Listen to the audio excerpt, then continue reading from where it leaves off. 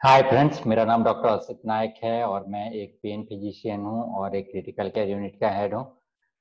आज हम बात करेंगे आयरन के बारे में। आयरन हमारे बॉडी में क्या करता है, उससे ज़्यादा होने से क्या हो सकता है, कम होने से क्या हो सकता है, हमें कितना चाहिए, ये सब के बारे में जानेंगे। तो आइए मैं आपको कुछ शेयर करता हूं। Iron and its role in our body, कि आयरन का हमारा बॉडी में क्या काम है। आयरन एक माइक्रो न्यूट्रिएंट्स है। ये बहुत ही कम क्वांटिटी में लगता है हमें, और अराउंड हमारे बॉडी में 3 से 5 ग्राम आयरन रहता है टोटल। उसमें से 75% जो है ब्लड में ही रहता है, बाकी 25% जो है बोन मैरो, मसल्स और लिवर में रहते हैं। ये बहुत ही इम्पोर्टेंट मॉलिक्यूल है बहुत सारे एंजाइम्स का। हीम फॉर्म में रहता है और नॉन हीम फॉर्म में रहता है। हीम फॉर्म जो होता है haemoglobin, myoglobin, cytochrome, catalase, xanthine oxidase, tryptophan pyrrolase and peroxidase, ये सब बहुत सारे एंजाइम्स हैं जो आयरन जरूरत है ये एंजाइम्स को बॉडी में काम करने के लिए। तो नॉन हीम फॉर्म में रहता है, ये आयरन को ट्रांसपोर्ट करने में हेल्प करता है और स्टोर करने में, जैसे ट्रांसफेरिन, फेरिटिन एंड हेमोसिडेरिन। नॉर्मली कितना आयरन हमें चाहिए रोज खाने के लिए? अगर हम देखें, इनिशियल 6 मंथ में सिर्फ 0.27 मिलीग्राम आयरन चाहिए होता है रोज। ये अपने ब्रेस्ट मिल्क से आता है इनिशियली, क्योंकि बच्चे को सिर्फ ब्रेस्ट मिल्क से ही सारे न्यूट्रिशन मिलता है। 7 महीने से 12 महीने तक 11 मिलीग्राम चाहिए होता है। फिर जैसे बच्चा थोड़ा बड़ा होता है, 1 to 3 years, 7 मिलीग्राम चाहिए होता है रोज। 4 से 8 साल में 10 मिलीग्राम, और 9 से 13 साल में 8 मिलीग्राम पर डे चाहिए होता है। बट जब ग्रोथ स्पॉट आता है 14 to 18 ईयर्स में, रैपिड ग्रोथ होता है, तब रिक्वायरमेंट बढ़ जाता है। 11 मिलीग्राम मेल में और फीमेल में 15 मिलीग्राम पर डे। और प्रेगनेंसी और लैक्टेशन में काफ़ी सिग्निफिकेंट ही ज़्यादा लगता है। 27 मिलीग्राम चाहिए होता है रोज ड्यूरिंग प्रेगनेंसी। और 19 साल से 50 साल तक मेल में 8 मिलीग्राम लगता है, बट फीमेल में क्योंकि ब्लड लॉस होता है एवरी मंथली, तो उनका रिक्वायरमेंट ज़्यादा है, 18 मिलीग्राम। और फिर 51 साल के बाद रिक्वायरमेंट कम हो जाता है, 8 मिलीग्राम पर डे रहता है। तो आयरन का सोर्स क्या है? आयरन का जो सोर्स है, मेन सोर्स जो होता है, वो nonveg like liver, egg yolk, meat, ये सबसे मिलता है, या फिर green leafy vegetables, dates, jaggery, whole grains and cereals. तो किस में कितना अमाउंट रहता है या जानते हैं? रेजिन्स, रेजिन्स में रहता है आयरन। और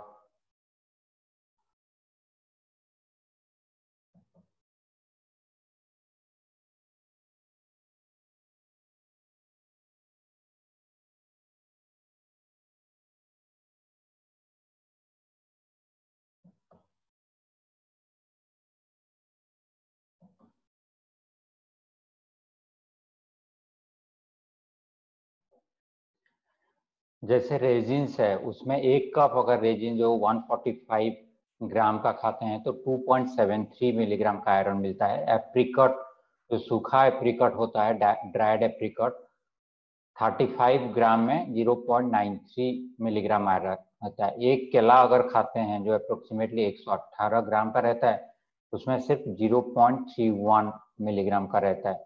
बीन्स में अच्छे अमाउंट में रहता है। Chickpea, kidney beans, green snap, lentils, जो दाल जैसी चीजें होती है, उन सब में रहता है अच्छा।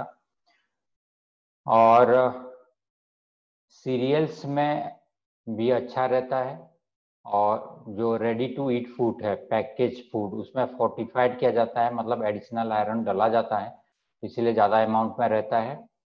और ओट्स में 1 कप ओट्स खाते हैं जो अराउंड 1 पाव के बराबर होता है, तो उसमें 2.1 मिलीग्राम मिलता है। अगर व्हाइट फ्लोर जो एनरिच होता है, आयरन एनरिच मतलब फोर्टिफाइड गेहूं का आटा, उसमें 5.8 ग्राम मिलता है 125 ग्राम में। पम्पकिन्स में 3.41 मिलीग्राम मिलता है अराउंड 245 ग्राम में।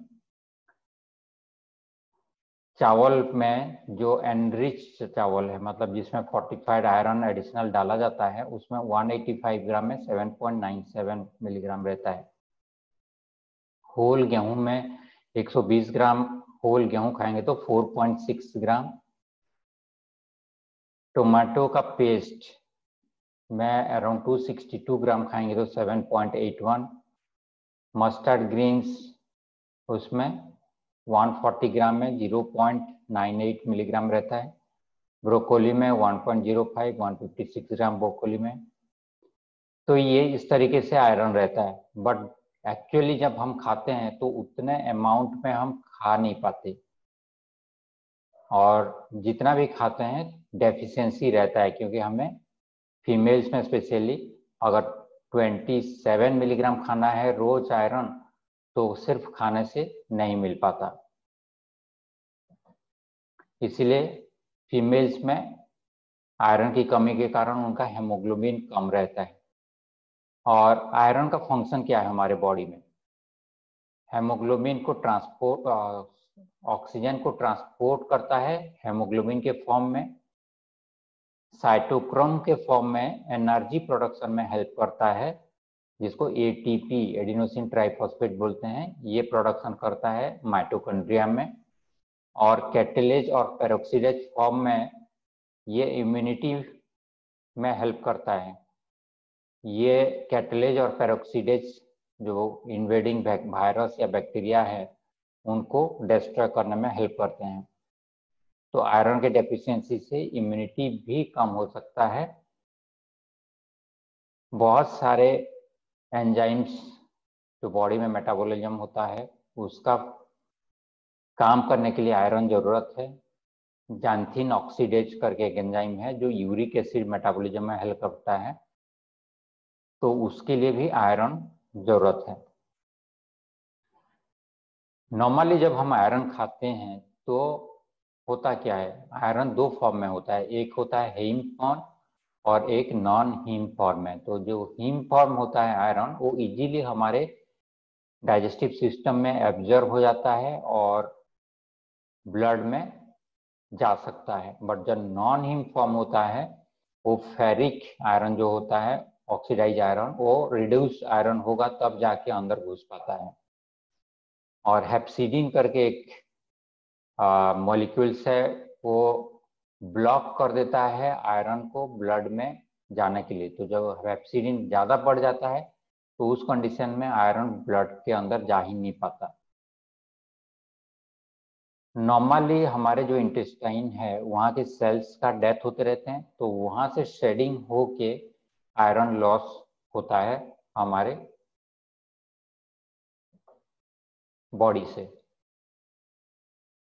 मैंने जैसे आपको बताया, मेनली जो आयरन होता है ये ड्यूडेनम या अपर जेजुनम वहाँ पे एब्जॉर्ब हो जाता है। हीम आयरन बहुत आसानी से एब्जॉर्ब होता है। और फेरोप्रोटीन रहता है जो सेल्स के पिछले तरफ, जो आंतड़ी के लेयर में सेल्स का लेयर होता है उसके पीछे तरफ फेरोप्रोटीन रहता है जो आयरन को ट्रांसपोर्ट करने में हेल्प करते हैं। आयरन का एब्जॉर्प्शन कब ज़्यादा होता है? अगर हमारे स्टोमक में एसिड रहता है तो एब्जॉर्प्शन ज़्यादा रहता है, अगर एसिडिटी कम रहेगा तो एब्जॉर्प्शन कम हो जाएगा।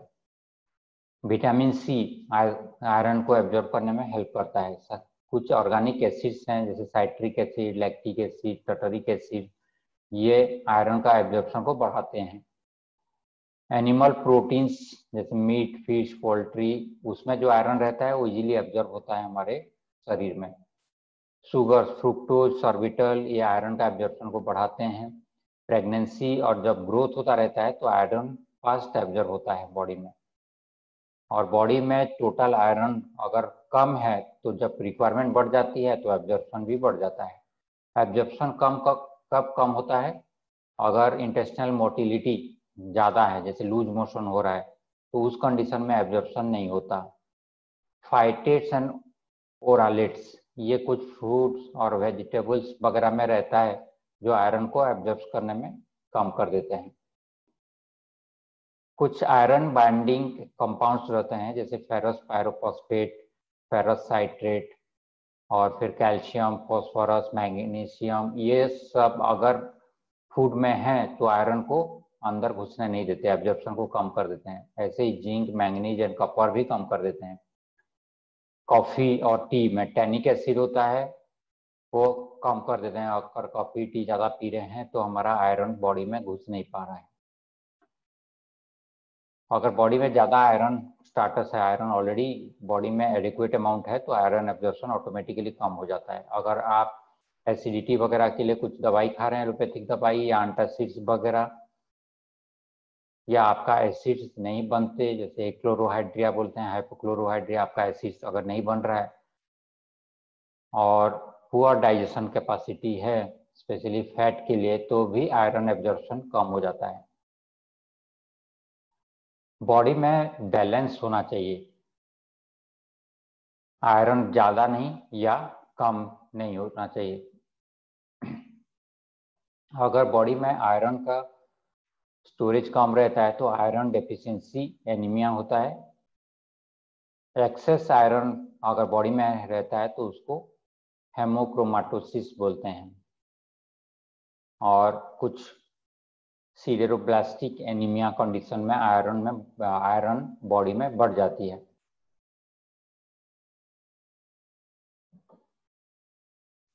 तो डेफिशिएंसी आयरन अगर बॉडी में कम है तो उसको आयरन डेफिशिएंसी एनीमिया बोलते हैं। ये रेड ब्लड जो सेल्स है ये इस तरीके से दिखते हैं। जब ये व्हाइट पेल हो जाते हैं, ये रेड रेड कलर जो दिख रहे हैं, ये रेड ब्लड सेल्स है। और जो पेल हो जाते हैं, यहाँ आयरन अगर कम हो गया तो उसमें हेमोग्लोबिन की मात्रा कम हो जाती है, तो उस कंडीशन को माइक्रोसाइटिक एनीमिया बोलते हैं। ये कम जो व्हाइट बटन जैसे दिख रहे हैं इनमें हेमोग्लोबिन कम है, ये और ये साइज छोटा हो गया है। इसका सिम्टम्स क्या हो सकता है?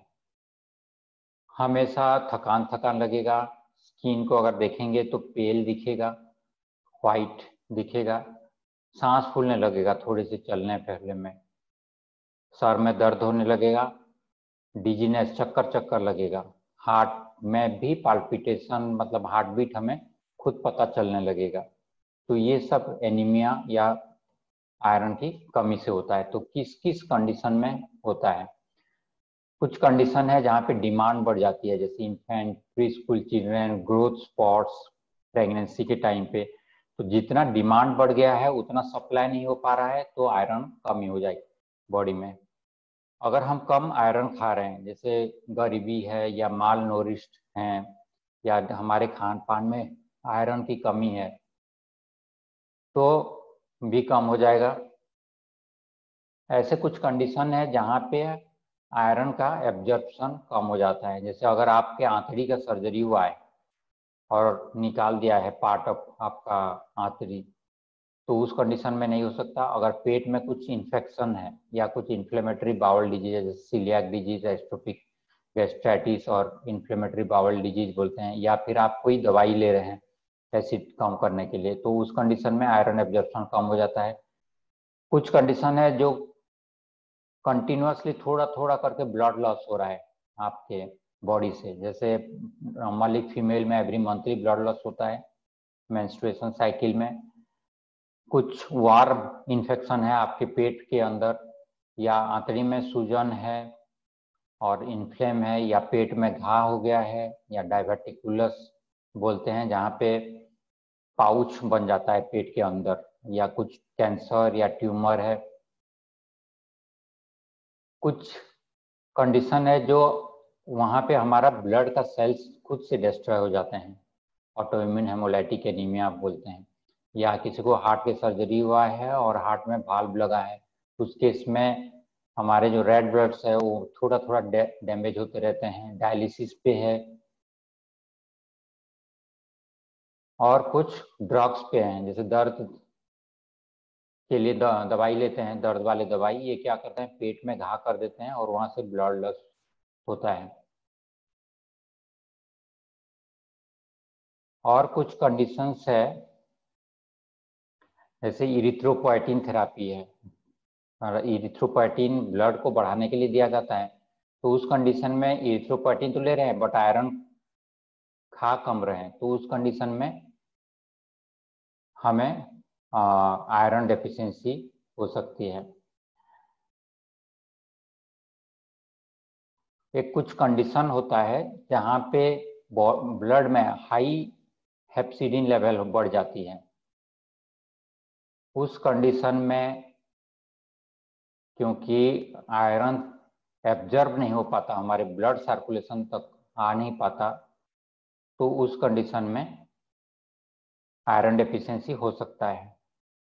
ऐसे कुछ कंडीशंस है जहाँ पे हेप्सिडिन लेवल बहुत ज़्यादा बढ़ जाता है ब्लड में, जैसे क्रोनिक डिजीजेस है, क्रोनिक इन्फेक्शन है, कैंसर है, या ओबीज हैं, या ऑपरेशन हुआ है, इन्फ्लेमेटरी बाउल डिजीज है। तो ये सब कंडीशन में हेप्सिडिन बढ़ जाती है ब्लड में। ये क्या करता है, ब्लॉक कर देता है आयरन को ब्लड अपने आंतड़ी से ब्लड में घुसने के लिए। तो ये सब कंडीशंस में हमारे बॉडी में आयरन डेफिशिएंसी एनीमिया हो सकता है।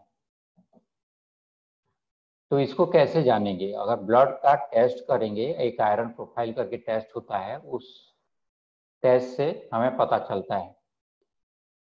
तो वहाँ पे अगर देखेंगे तो कुछ चीज़ें कम हो जाती है, जैसे ये पहला 3 चीज़ें, सीरम फेरिटिन, सीरम आयरन और सीरम ट्रांसफेरिन सैचुरेशन, ये कम हो जाएगा ब्लड में। और कुछ चीज़ें बढ़ जाती है, आयरन बाइंडिंग कैपेसिटी बढ़ जाएगा, सीरम ट्रांसफेरिन रिसेप्टर्स बढ़ जाएंगे, रेड सेल प्रोटोपोरफायरिन का लेवल बढ़ जाएगा। तो जब हम आयरन प्रोफाइल करेंगे, ये सब चीज़ें अगर बढ़ जाती है और घट जाती है तो पता चलता है कि बॉडी में आयरन की कमी है। तो इसको मैनेज कैसे करेंगे, एक तो आयरन का इंजेक्शन आते हैं जो हम इंजेक्शन दे सकते हैं। तो सीवियर अगर हेमोग्लोबिन कम है तो आयरन का इंजेक्शन जरूरत पड़ सकता है, या फिर थोड़ा बहुत कम है तो आयरन का सप्लीमेंट्स ले सकते हैं। बट जब हम आयरन का टैबलेट्स लेते हैं तो आयरन का टैबलेट लेने से कुछ साइड इफेक्ट्स होती है। जीआई ऑफसेट हो सकता है क्योंकि ये इरिटेट कर देता है अपने स्टोमक को, नोजिया वोमिटिंग हो सकती है, लूज मोशन हो सकता है, फेंटनेस, डार्क स्टूल हो सकता है, या फिर कड़ी कॉन्स्टिपेशन हो सकता है, कड़ी स्टूल हो सकती है। तो इसीलिए मेक श्योर कि आप ऐसे सप्लीमेंट्स लें जो ऑर्गेनिक है, जिनका साइड इफेक्ट्स कम हो। इंजेक्शन का भी बहुत सारे साइड इफेक्ट है। एक तो तुरंत जब इंजेक्शन लगा रहे होते हैं तभी डेंजर है बहुत, और लॉन्ग टर्म में भी कॉम्प्लिकेशन हो सकता है। इमीडिएटली अनाफैलेक्सिस रिएक्शन हो सकता है, एलर्जिक रिएक्शन, जिसमें जान जा सकती है, ब्लड प्रेशर कम हो सकता है, सांस की तकलीफ हो सकती है, बुखार आ सकता है, जोड़ों में दर्द हो सकता है, मसल्स पेन हो सकती है, अपने लिम्फ नोड सब बड़ा हो सकता है, पेन हो सकता है छाती में, बैक में, पेन में, और इन्फेक्शन हो सकता है इंजेक्शन के थ्रू से। लॉन्ग टर्म अगर आयरन इंजेक्शन ले रहे हैं तो बॉडी में आयरन ओवरलोड हो जाता है, और इंट्रामस्कुलर मसल्स में अगर इंजेक्शन लगा रहे हैं तो वहाँ पे घाव होने की चांस है, और वहाँ पे कलर चेंज होने की चांस है, और वहाँ का स्किन डेथ होने की चांस है। नोसिया, खुजली, झटके आना, सर दर्द, फ्लशिंग, और जिस नस में लगा रहे हैं वहाँ पे फ्लेवाइटिस या इन्फ्लेम्ड होने की डर रहता है। आप जानते हैं आयरन ओवरलोड की, अगर बॉडी में आयरन की मात्रा बढ़ जाती है तो क्या प्रॉब्लम हो सकता है। अगर हमारे हार्ट के मसल्स में आयरन ज़्यादा डिपॉजिट हो जाता है तो हार्ट फेल हो सकता है, और हार्ट का जो पल्स है जो नॉर्मली 72 पर मिनट आना चाहिए वो इरेगुलर हो सकता है, जिसको एरिथमिया बोलते हैं। एंडोक्राइन फेल्यूर हो सकता है, अगर हमारे एंडोक्राइन ग्लैंड्स में आयरन ज़्यादा डिपॉजिट हो जाता है तो पिट्यूटरी ग्लैंड से ग्रोथ हार्मोन रिलीज होता है, तो वहाँ ग्रोथ हार्मोन का कमी हो सकती है। हमारा प्यूबर्टी, हाइपोगोनाडिज्म, इनफर्टिलिटी हो सकता है, पेनक्रियाज ग्लैंड से डायबिटीज हो सकती है, थायराइड में अगर डिपॉजिट हो गया तो हाइपोथायराइड और हाइपोपैराथायराइड भी हो सकती है। तो किस किस कंडीशन, क्या कारण है आयरन ओवरलोड का। अगर आयरन एब्जॉर्प्शन बहुत ज़्यादा हो रहा है, जैसे कुछ कंडीशन है हेरिडिटरी हेमोक्रोमाटोसिस बोलते हैं, वो जीन से होती है, उस कंडीशन में बॉडी में आयरन की मात्रा बढ़ जाती है क्योंकि एब्जॉर्ब ज़्यादा होता है। कुछ कंडीशन है हेप्सिडिन लेवल कम हो जाता है, तो जितना बॉडी को रिक्वायरमेंट है उतने में ब्लॉक नहीं होता, वो कंटिन्यूसली आता रहता है बॉडी के अंदर आयरन। तो उस कंडीशन में कुछ कंडीशन है जहाँ पे एनीमिया या हेमोलाइटिक एनीमिया बोलते हैं, जहाँ पे ब्लड सेल्स हमारा कंटिन्यूसली डैमेज हो रहा है, तो ब्लड सेल से जो आयरन निकल रहे हैं वो बॉडी में डिपोजिट हो जाते हैं। अफ्रीकन सिलेरोसिस बोलते हैं, अगर हम आयरन के बर्तन में खा रहे हैं तो क्या होता है, वो खाने में ज़्यादा आयरन जा रहा है और धीरे धीरे करके बॉडी में ज़्यादा डिपोजिट हो जाता है। बार बार अगर ब्लड ट्रांसफ्यूजन ले रहे हैं तो वहाँ भी हो सकता है। सिकल सेल डिजीज कंडीशन जहाँ पे ज़्यादा ब्लड ट्रांसफ्यूजन ले रहे हैं तो उस कंडीशन में भी आयरन ओवरलोड हो सकता है। तो जब आयरन ओवरलोड होता है, ये क्या होता है, एडिपोज टिश्यू जो फैट टिश्यू है वहाँ पे डिपोजिट होता है, पेनक्रिएट के बीटा सेल्स में डैमेज हो सकते हैं, मसल्स में प्रॉब्लम हो सकती है और लिवर भी खराब हो सकता है। एडिपोज टिश्यू में डिपोजिट होने से इंसुलिन रेजिस्टेंस होता है और डायबिटीज हो सकती है। मसल्स में डिपोजिट होने से कार्डियक फेल्यूर हो सकता है, मायोपैथी हो सकता है, और लीवर में डिपोजिट होने से लीवर खराब हो सकता है और सिरोसिस हो सकती है। आयरन ओवरलोड को जानने के लिए सेम चीज़ यहाँ पे भी ब्लड टेस्ट अगर करते हैं तो यहाँ से हमें पता चल सकता है, और साथ ही साथ सीटी स्कैन, एमआरआई स्कैन, ये सब स्कैन करने से पता चलता है। तो इसको कैसे ट्रीटमेंट करेंगे। अगर ब्लड ट्रांसफ्यूजन डिपेंडेंट कंडीशन है और उसके साथ हार्ट डिजीज है और माइल्ड और ज़्यादा ओवरलोड नहीं है, तो सिंगल ड्रग आयरन चिलेशन कुछ दवाई है इंजेक्शन फॉर्म में या ओरल फॉर्म में, टेबलेट फॉर्म में, उसको देने से क्या होता है, वो आयरन को बाइंड कर लेते हैं और बॉडी से निकाल देते हैं। कुछ कार्डियोमायोपैथी और सीवियर आयरन ओवरलोड है तो इस केस में इंटेंसिव आयरन चिलेशन थेरापी दिया जाता है। उसमें डीफेरोक्सामिन डेफिप्रेन कॉम्बिनेशन और कंटिन्यूस डेस्फेरोक्सामिन इन्फ्यूजन दिया जाता है। और अगर हार्ट का फेल्यूर है तो हार्ट फेल्यूर के लिए भी साथ में दवाई दिया जाता है। कुछ हेरेडिटरी कंडीशन है जहाँ पे ज़्यादा आयरन ओवरलोड होता है, तो उस केस में ब्लड को निकाला जाता है एवरी वीकली, जिसको हम फ्लेवोटोमी बोलते हैं, और वहाँ से बॉडी से आयरन का लोड को कम कर सकते हैं।